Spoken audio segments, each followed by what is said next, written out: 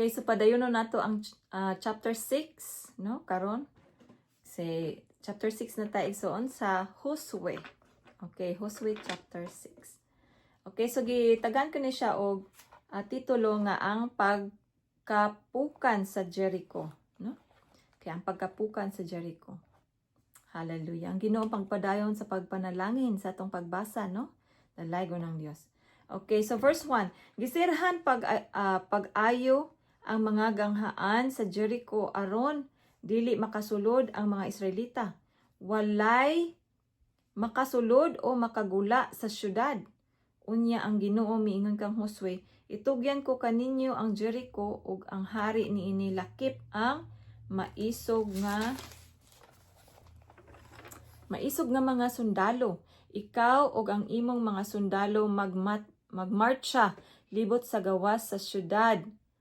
Makausa matag adlaw sulod sa 6 ka adlaw. 7 ka pari ang maguna sa sudlanan sa kasabutan. Matag usa kanila magdalag budyong nga sungay sa laking karnero. Sa ikapitong adlaw, ikaw ug ang imong mga sundalo magmarcha libot sa gawas sa syudad. Makapito uban sa mga pari nga magpatingog sa mga budyong nga sungay. Unya, patingugon nilag dugay ang mga budyong. Inig kadungog ninyo niini, pasinggita ang tanang mga tawo, ug unya, mahugno ang kuta nga naglibot sa syudad, ug ang tanang mudali pagsulod sa syudad. Ug ang tanan mudali pagsulod sa syudad. Amen, no? So, ang kuta di ay paril, no? Kanang koral. Okay, verse 6. Busa, gitigom ni Josue nga anak ni Nun ang mga pari o giingnan sila, alsaha ang sudlanan sa kasabutan og 7 kaninyo maguna niini. Nga magdalag budyong nga sungay sa laking karnero. O giingnan niya ang mga tao. Abanti kamo, pagmarcha libot sa syudad uban sa mga sundalo nga maguna sa sudlanan sa kasabutan. Verse 8. Og sumala sa sugo ni Josue ang 7 ka pari naguna sa sudlanan, og gipatingog nila ang budyong nga sungay. Ang mga sundalo naguna sa mga pari nga nagpatingog sa budyong nga sungay, ug ang mga sundalo sa likod nagsunod sa sudlanan samtang gipatingog ang mga budyong. Apan, verse 10, gidid-an ni Josue ang mga tao sa pagsinggit o sa pagtingog hangtod nga sugoon sila niya. 11, busa gipalibot niya sa syudad sa makausa ang mga pari nga nagdala sa sudlanan sa kasabutan sa Ginoo, unya na malik sila sa kampo ug na mahulay didto pagkagabi. 12. Sayong mimata si Josue pagkabuntag o gialsa sa mga pari ang sudlanan sa kasabutan. Ang 7 ka pari nga nagdalag 7 ka budyong nga sungay naguna og nagpatingog niini. Naguna kanila ang mga sundalo og nagsunod sa sudlanan sa kasabutan ang mga gwardya niini samtang gipatingog ang mga budyong. 14. Og sa ikaduhang adlaw milibot na usab sila sa syudad makausa og namalik sa kampo. Gibuhat nila kini sulod sa 6 ka adlaw. 15. Sa ikapitong adlaw namangon sila sa pagbanagbanag sa adlaw ug milibot sa syudad sa samang pamaagi sa makapito. Kadturang adlaw nga milibot sila sa syudad makapito. Sa ikapitong paglibot nila, human patinguga sa mga pari ang mga budyong, giingnan ni Josue ang mga tao, paninggit kamo kay gitugyan sa Ginoo kaninyo ang syudad. Ang syudad ug ang tanan nga anaa niini gihukman nga laglagon sa hingpit ingon nga halad ngadto sa Ginoo. Maula may luwason ni Rahab, o si Rahab nga nagbaligya sa iyang dungog ug ang iyang panimalay tungod kay gitago man niya ang atong mga espiya. 18. Apan ayaw kamo paghilabot sa bisan unsa nga laglagonon. Kung maghilabot kamo niini, makahatag kamo kasamok og kadaot sa kampo sa Israel. Apan bisan unsa nga hinimo gikan sa plata, bulawan, bronze o puthaw, alang kini sa Ginoo og kinahanglang ibutang kini sa panudlanan sa Ginoo. 20. Busa gipatingog sa mga pari ang mga budyo nga sungay. Sa pagkadungog niini sa katawhan, naninggit sila og nahugno ang parel. Unya ang tanang mga tawo nanulod sa syudad og giilog nila kini. 21. Pinaagi sa ilang espada gipatay nila ang tanan nga didto sa syudad, lalaki og babae, batan-on og tigulang. Gipatay usab nila ang mga baka, mga karniro og mga asno. 22. Busa giingnan ni Josue ang duha nila ka espiya. Adtuan ninyo ang balay sa babae nga nagbaligya sa iyang dungog ug pagulaan siya uban sa iyang panimalay sumala sa gisaad ninyo kaniya. 23.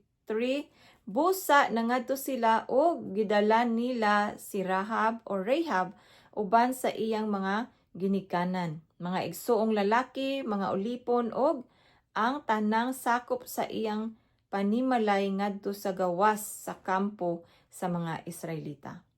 Unya gisunog nila ang syudad gawas sa mga butang nga hinimog bulawan, plata, bronze ug puthaw.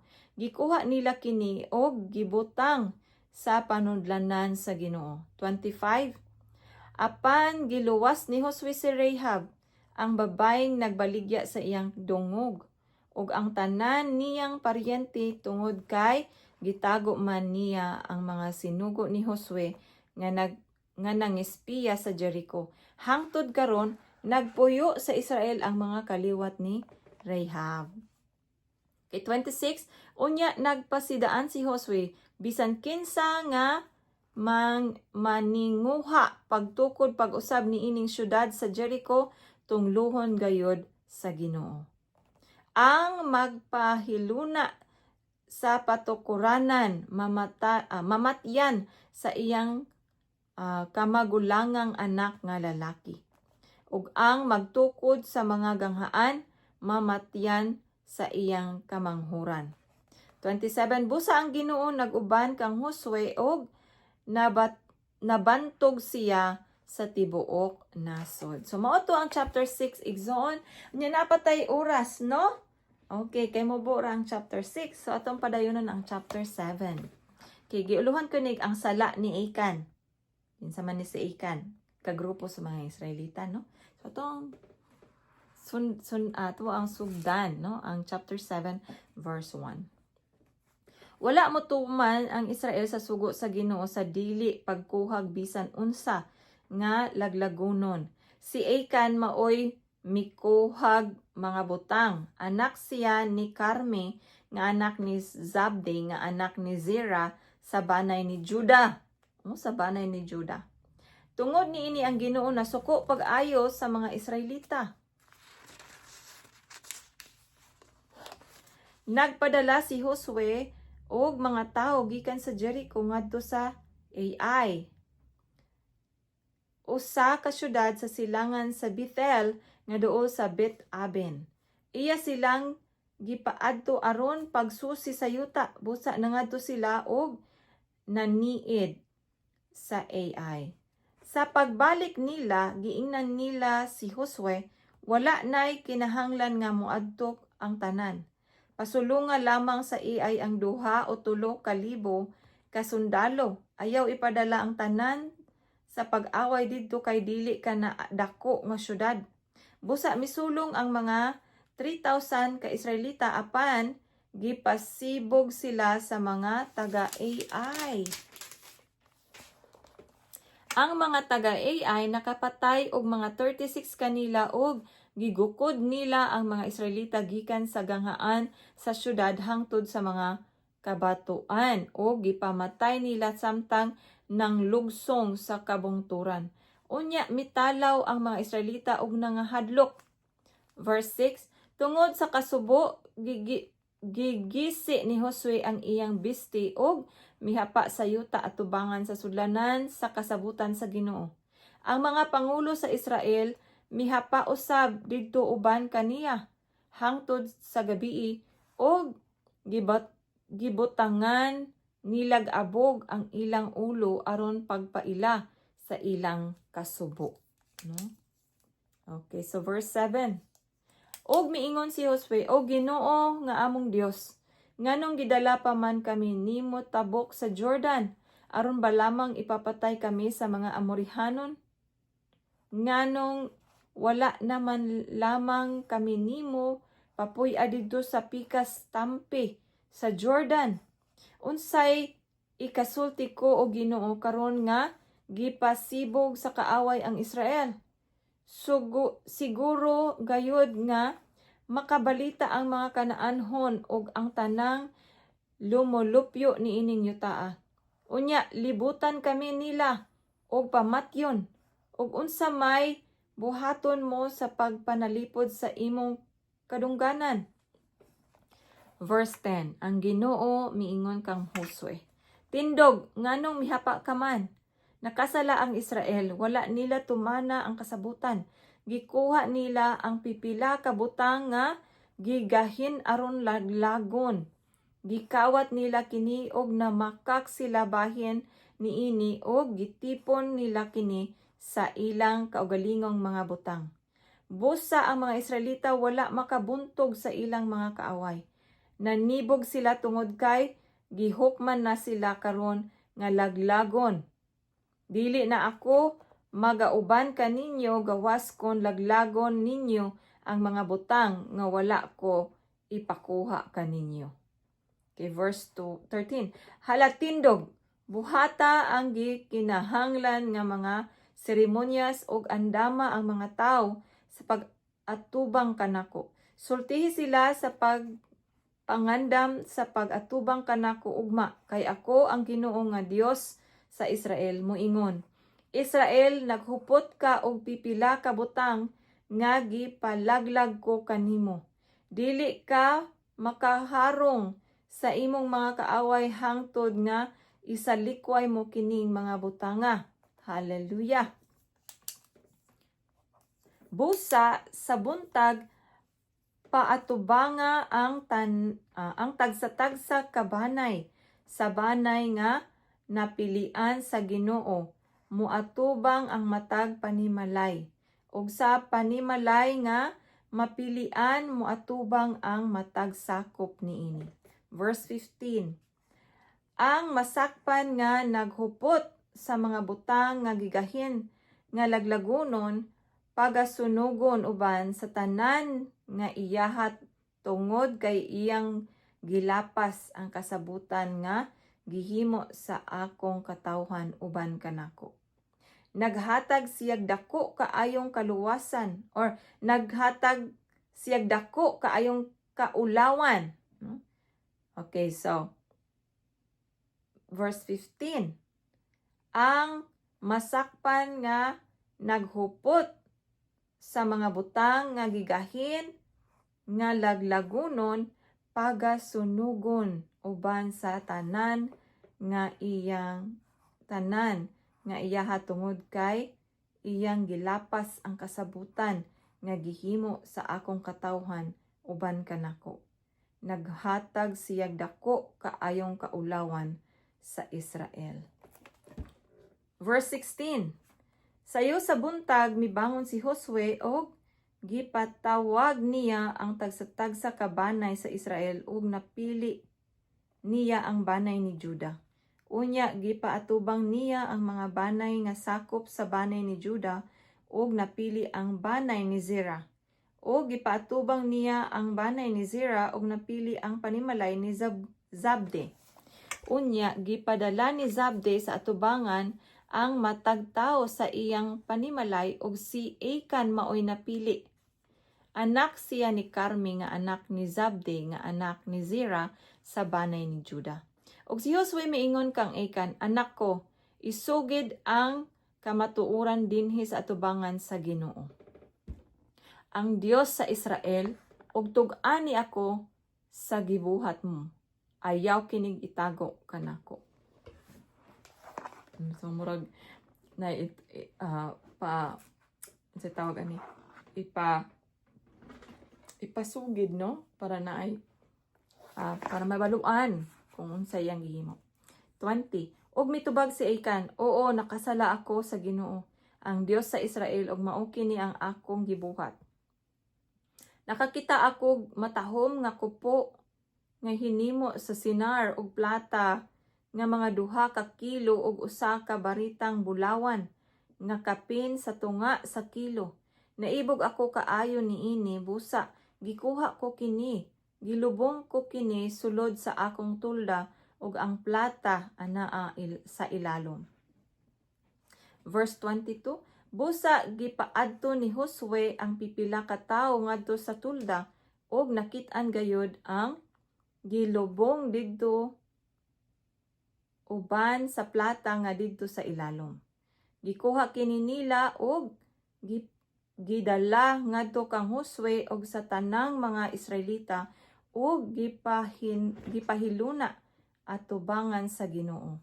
Unya gidala ni Josue og sa tanang katawhan sa Israel si Achan ug ang plata, ang kupo, ang baritang bulawan, ang iyang mga anak, ang iyang mga baka, asno, karniro, ug ang iyang tulda, ug ang tanan nga iyaha ngadto sa walog nga ginganlag walog sa kasamok. Og miingon si Josue, nganong gisamok mo man kami? Ang Ginoo magdala karon kanimog kasamok. Unya gibato si Achan sa tanang mga tawo, gibato nila og gisunog ang iyang panimalay og mga kabtangan. Gitabunan nila siya sa dakong tapok sa mga bato nga naa pa hangtod karon. Busa hangtod karon ang maong dapit gitawag nga walog sa kasamok. Unya wala na masuko kanila ang Ginoo. So grabe ang kanang consequence ba nga gihimo ni Achan. Dili lang si Achan ang napanisan, kung dili pati iyang panimalay, pati iyang kabtangan gi sunog, no? So isuon kini siya usapod ka mga pasidaan kanato, no? Nga bisan og ang punishment dili na pareha kaniadto ba nga bato papatyon gyud, no? Pero kung naabaya gyud tay buhaton nga daotan, halimbawa ka ng mangawat, pwede gyud nga ipapriso ka igsuon. Mo nang kanang magbaton gyud tag kahadlok sa Ginoo ba, no? Magbaton tag kahadlok sa Ginoo kay para giyahan ta sa Dios. Giyahan ta sa Dios sa ato ang mga binuhatan, no? Sa pagkinabuhi nato, no? So hallelujah. So kaya pa man siguro nato ang chapter 8, tanaw nato. So padayon nato ang chapter 8 kay murag napatay gamay nga time, no? So hopefully itong mahuman. Okay, so verse og gitagaan kini siya og titulo nga ang pagbuntog ug paglaglag sa AI, di ba? Sa chapter 7 napilde sila tungod sa gihimo ni Achan nga pagpangawat. So sa chapter 8 ilahan nang mabuntog, no? Okay, so verse 1, ang Ginoo miingon kang Josue, ayaw kahadlok og kaluya, dad-a ang tanang sundalo ngadto sa AI. Itugyan ko kanimo ang hari sa AI og maimo ang iyang katawhan. Syudad og yuta, buhata sa AI og sa iyang hari ang gibuhat mo sa Jericho og sa iyang hari, apan niining higayuna inyuhan na ang iyang mga kabtangan og mga kahayupan. Sulungan ninyo kalit ang syudad agi sa likod. Okay. Busa nangandam si Josue aron pagsulong sa AI. Nagpili siyag 30,000 ka isog nga mga tawo o gipaadto sila pagkagabi o gipahimangnuan. Tago kamo sa likod nga bahin sa syudad. Ayaw pagpalayo kaayo gikan niini kundili pangandam kamo sa pagsulong. Ako ug ang mga sundalo nga uban uban kanako muuna pagsulong sa syudad. Inigula nila aron pagsukol kanamo manibog kami sama sa unatang gibuhat. Gukdon kami nila hangtod mapagawas namo sila sa syudad. Magdahom sila nga nanagan kami sama sa gibuhat nato kaniadto. Unya, panggula kamo sa inyong gitaguan og iluga ang syudad nga itugyan kaninyo sa Ginoo nga inyong Dios.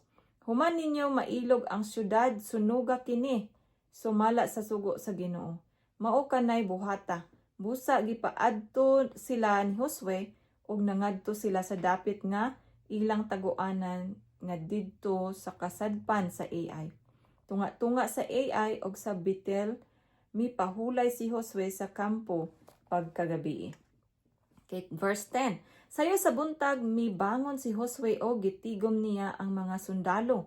Unya siya ug ang mga pangulo sa Israel nangulo kanila ngadto sa Ai. Ang mga sundalo nga uban kaniya didto paingon sa dakong ganghaan sa syudad ug nagkampo sa amihanang bahin diin may walog tunga-tunga kanila og sa Ai.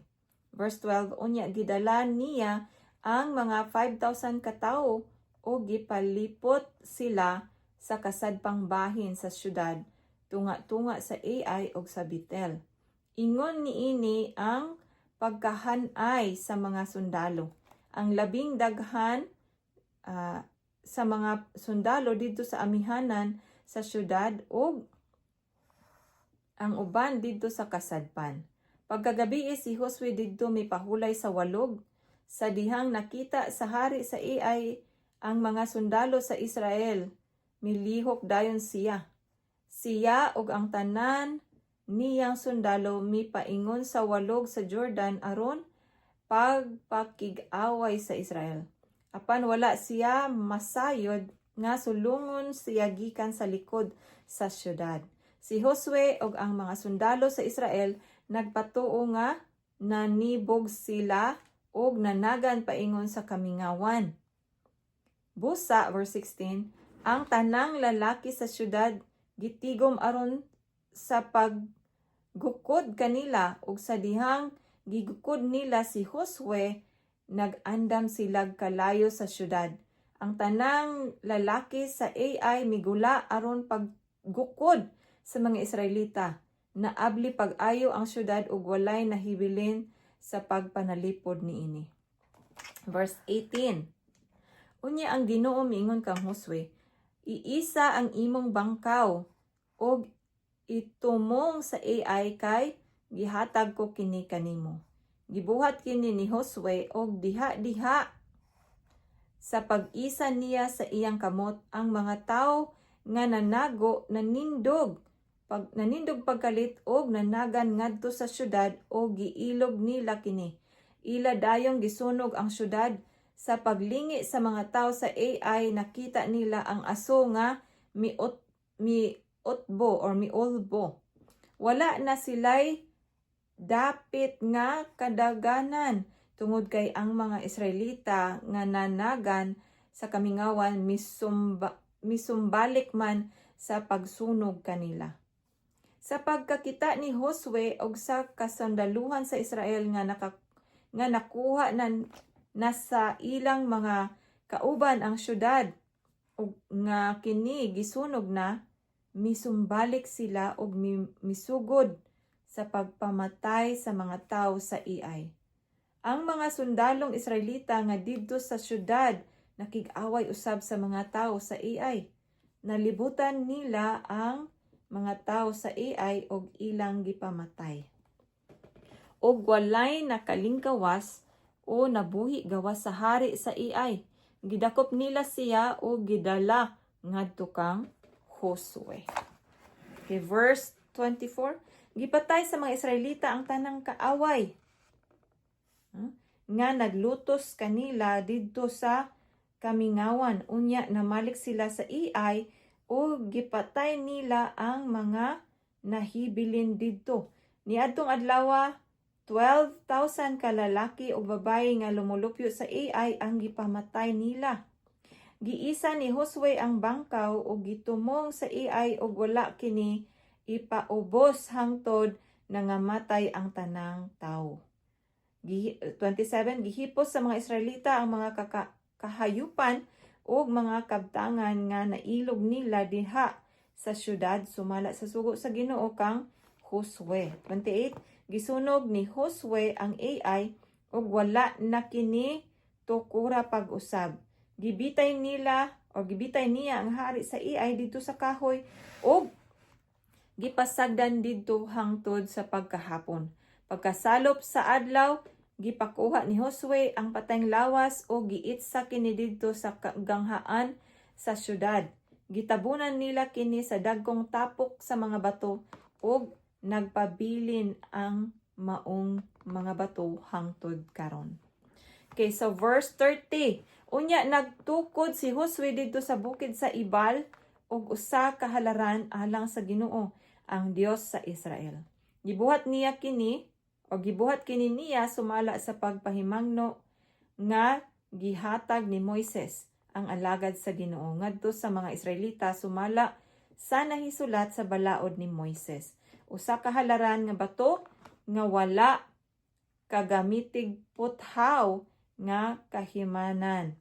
Nagsunog silag mga halad ibabaw niini alang sa Ginoo ug gihalad usab nila ang ilang halad sa pakigdait. Didto atubangan sa mga Israelita gikopya ni Josue diha sa mga bato ang balaod nga gisulat ni Moises.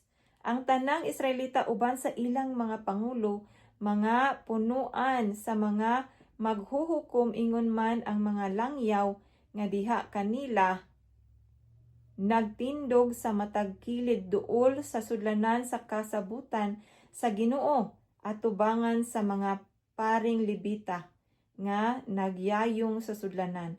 Katunga sa katawhan nagtindog sa bukid sa bakilid sa bukid sa Gerisim og ang katunga didto sa bukid sa Ibal. Ang alagad sa Ginoo nga si Moises dugay nang nagsugo kanila sa pagbuhat niini sa panahon nga dawaton nila ang panalangin. 34 unya gikusog pagbasa ni Josue ang tibok balaod lakip ang mga panalangin og mga tunglo sumala sa nahisulat sa basahon sa balaod.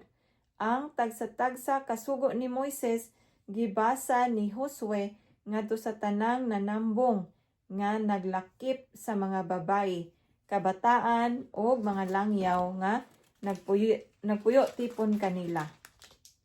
Amen. So praise God. Sumao kadto ang ato ang nabasa karon igsuon ang Josue 6, 7 and 8. So tulo ka chapter atong nabasa karon igsuon ug salamat kaayo nga hangtod karon naa ka diha nagpadayon igsuon dalaygon ang atong buhi nga Dios, gamhanan siya nga Dios, no? Og mudapig gyud siya sa mga katawhan nga nag-ila kaniya, no? So igsuon kini usa pagkapagpahimangno sa matag usa ka nato nga moadto gyud ta sa Ginoo, mo salig gyud ta sa Ginoo, no? Bisan pa man og moabutan ta usahay og pagduha-duha, panigsuon ato nang itugyan sa iyaha ang atong pagduha-duha kay tabangan ta sa Ginoo nga atong pagduha-duha mawala ug ilisan niya ang pagtuog pagsalig kaniya kay siya lang ang Dios nga dunay kagahom mahimo niya na. So higala, igsuon. Salamat kaayo nga hangtod ron naa ka. Ug I hope nga naatay nakutlo karong higayuna, no? Nga sa atong pagkinabuhi ang gyudtang nga magpahimuot sa Ginoo nga dili ta manundog kang ikan, no? Nga bisan og kiingnan nga dili nanguha siya secretly pero wala man gyud tay mahimong secret diya sa Ginoo kay makita man niya tanan. So igsuon himuon nato ang gipahimo sa Dios ato ang kinabuhi. So dalaygon ang Dios sa walay katapusan. Salamat kay igsuon nga naa pa ka diha og magkita-kita na pud ta sa sunod higayon. Salamat kaayo igsuon.